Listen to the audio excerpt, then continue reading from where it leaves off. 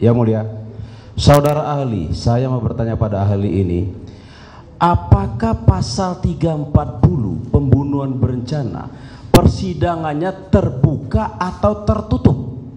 Terbuka mesti. Terbuka semestinya. Iya. Kalau ada terjadi persidangan, ini terjadi nih pada pada yang sudah terpidana sekarang, tertutup untuk umum. Bagaimana terhadap perkara itu? Itu melanggar hukum acara. Gini, dakwaan itu berbagai macam, ya. Ada pembunuhan, tiba-tiba ada perkosaan juga. Mohon izin yang mulia, pengalaman saya lama menjadi auditor militer. Kalau kasus itu bersamaan, kita buka pembunuhannya dulu, yang mulia. Untuk pemerkosaannya baru kita buka, kita tutup. Itu yang mulia. Pengalaman saya sebagai auditor militer, yang mulia. Tanyakan ke ahli, bukan ke saya. Nah, ya enggak, tadi mau izin. Tadi yang mulia mengatakan itu memang ada versinya, ada bisa tertutup. Tidak. Kalau untuk 340, sepengetahuan saya harus terbuka. Mesti terbuka. Sementara untuk yang terpidana sekarang ini itu tertutup. Itu satu. Saya nanti minta tanggapan dari saudara ahli. Yang tertutup tadi apa? Pasal 340 pembunuhan berencana. Iya. Berarti persidangan itu satu tidak? Enggak, salah. Sampaikan ke ahli, dakwaan yang mulia, persidangan itu izin yang mulia. tunggal 340 atau Oke, yang mulia. Izin yang mulia. Mohon izin. Saya rasa pemohon itu tidak ada relevansinya dengan penetapan praper ini dan. Oh, mohon izin yang mulia. Ini ada hubungan sama perkara klien kami. Sebentar. Pokoknya kita akan mencatat apa yang terjadi di persidangan, nanti terkait dengan relevansi atau tidak relevansi dalam putusan. Siap. Kalau Sangat bijaksana. Tidak relevansi kita singkirkan. Siap, yang mulia bijaksana. Siap. Tapi juga harus tidak keluar kemana-mana ya. Tapi ini yang mulia ada hubungan sama perkara klien kami. Klien kami di ini. Oke, yang mulia. Iya.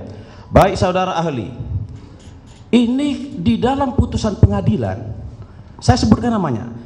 Waktu malam tanggal 27 Agustus 2016, saudara Andi meminum minuman keras. Setelah itu dia menceritakan kalau mereka ada masalah sama geng motor ekstasi. Nah, ini yang saya tanyakan di sini, yang ini saudara saksi. Apakah kedua orang yang menjadi motor dalam kasus ini oleh Polda dikatakan fiktif? Izin majelis hakim, izin yang mulia. Kaitan untuk ahli yang ditanyakan kaitan masalah undang-undang beracara.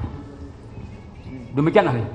Mohon izin yang mulia. Gimana pertanyaannya? Ya, ini ada hubungan sama klien kami. Karena di dalam DPO itu adalah Peggy alias Peron. Sementara klien kami Peggy Setiawan. Peggy Setiawan dijadikan tersangka dalam perkara ini, itu loh. Sementara dua orang yang menjadi proaktif dalam perkara ini dikatakan fiktif. Nah, ini saya minta kepada saudara ahli, bagaimana tanggapan dari ahli terhadap perkara ini? Jadi kalau misalnya kedua yang DPO tadi sudah dibilangkan fiktif, berarti itu berkaitan dengan ajas kausalitas von Bury. Berarti salah penilaian dari penyidik sampai dibilangkan itu fiktif. Jadi penetapan sebagai DPO itu otomatis salah. Kenapa dia sekarang bilangkan fiktif? Jadi penetapan dia sebagai DPO awalnya itu sudah punya kesalahan atau legal prosedurnya salah yang dilakukan oleh penyidik. Jadi begini yang saudara saksi, yang saya tanyakan, saudara ahli, ya. Berarti kalau dua orang yang berperan dia melakukan pemerkosaan, ini dalam putusan pengadilan saya baca, ya. Dia yang sangat berperan di dalam itu dikatakan fiktif, sementara Peggy Peron hanya menusuk menggunakan samurai, dan penyebab kematian bukan hanya karena samurai. Berarti saya katakan, berarti ketiga orang tersebut adalah fiktif dong, tidak usah dipermasalahkan lagi. Gitu yang saya tanya, gimana menurut ahli?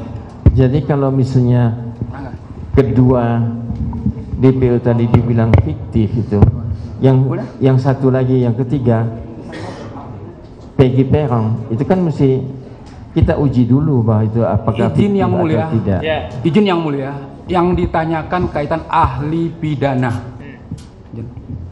Ya, ini ya, terkait dengan pendapat ahli dalam hukum acara pidana itu tidak mengikat ya, tidak mengikat. Kalau setuju silakan diambil oleh para pihak dan juga oleh hakim. Kalau tidak setuju ya kita abaikan. Ya.